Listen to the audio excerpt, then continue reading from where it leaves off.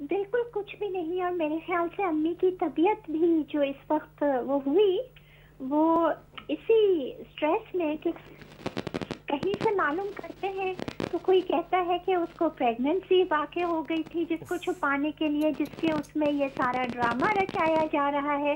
کسی اور سے پوچھتے ہیں تو وہ کہتے ہیں کہ کینسر ہے. ہماری کونسلیٹ کہتی ہے کہ ان کے پاس ایک خط موجود ہے جس میں کینسر کا شبہ ظاہر کیا گیا ہے. لیکن اس کے لیے کیا ہے؟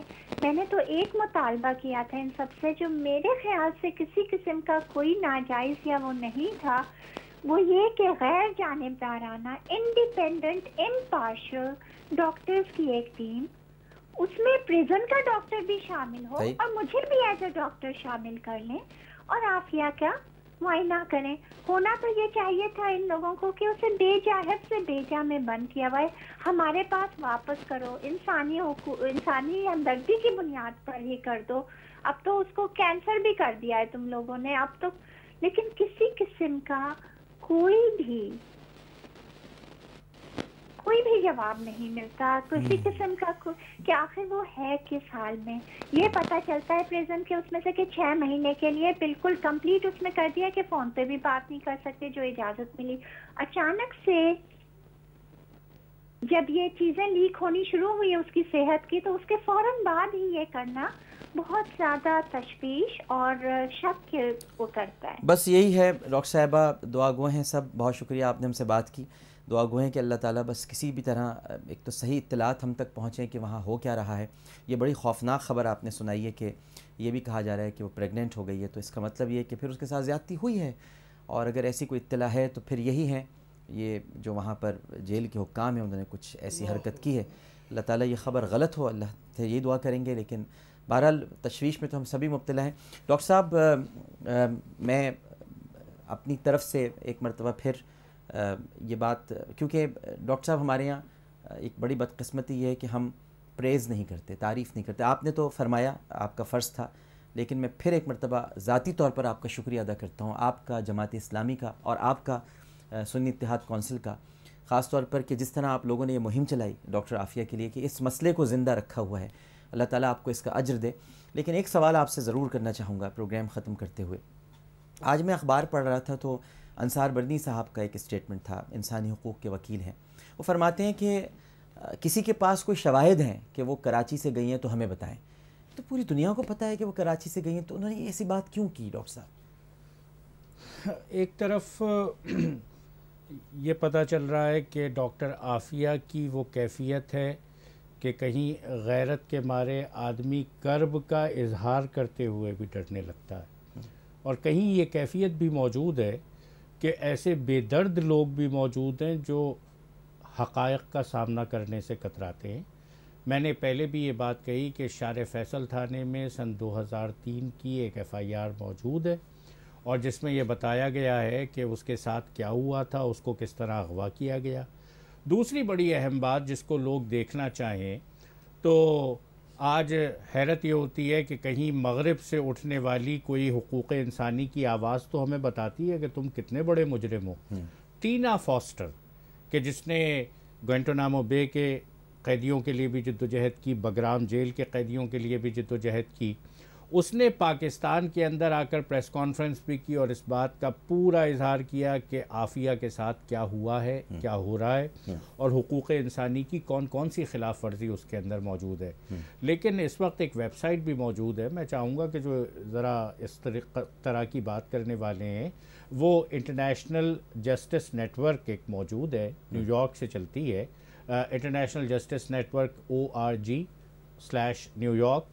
اگر وہ اس کے اوپر چلے جائیں تو اس ویب سائٹ کے اوپر گھنٹوں کی آڈیو ریکارڈنگ موجود ہے. وہ سارے حقائق موجود ہیں جو عافیہ کے ساتھ کیا گیا. میں اپنے ایک دوست کا حوالہ بھی دینا چاہوں گا، نجیب احمد، جو کراچی پریس کلب کے صدر بھی رہے ہیں، جنرل سیکرٹری بھی رہے ہیں.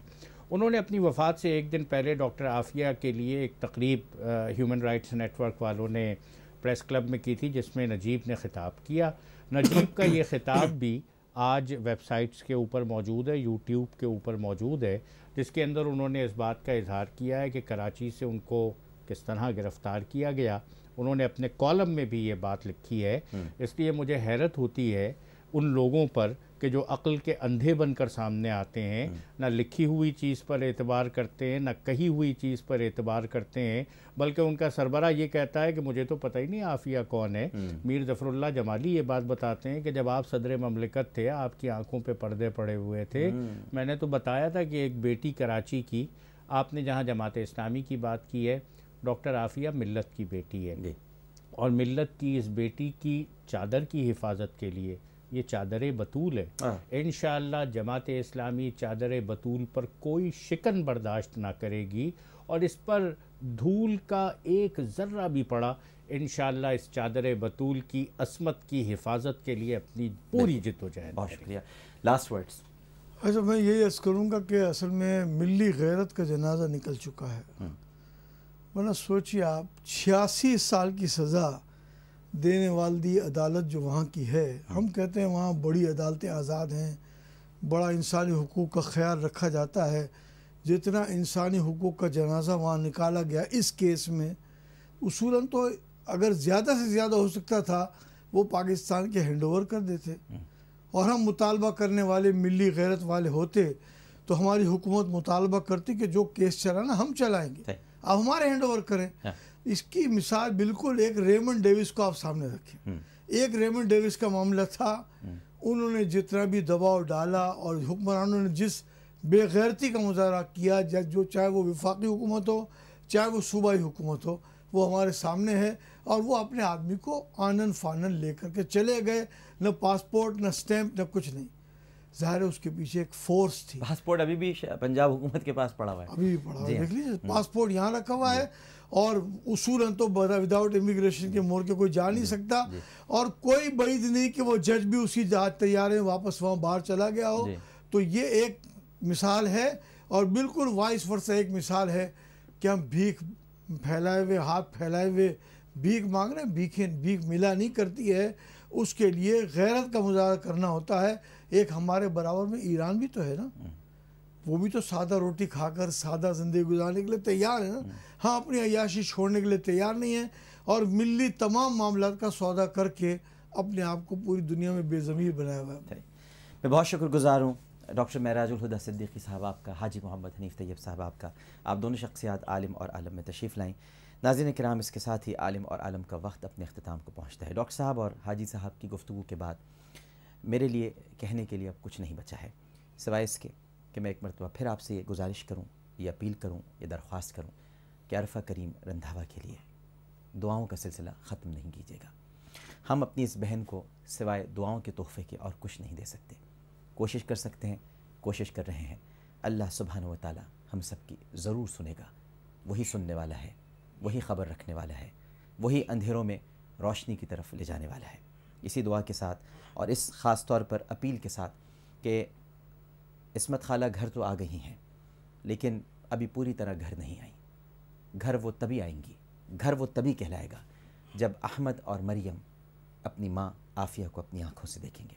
اللہ تعالیٰ وہ دن بھی لائے کہ ہم خاکم بدہن, کہ کہیں ایسا نہ ہو کہ عافیہ تابوت میں آئے. ہم تو یہ چاہتے ہیں کہ عافیہ اپنے قدموں سے چلتی ہوئی اپنے گھر آئے. اللہم صلی علی سیدنا و مولانا محمد وعلی آلہ وصحبہ وبارک وسلم وصلی علیہ. اس کے ساتھ ہی عالم اور عالم سے عامر لیاقت حسین کو اجازت دیجیے. پروگرام پیش کرتے ہوئے کوئی غلطی, کوئی سہو تو اپنے رب کے حضور معافی کا خواستگار اور توبہ کا طلبگار ہوں, اس اپنے پن کے ساتھ کہ اپنا بہت خیال رکھیے گا. اللہ حافظ.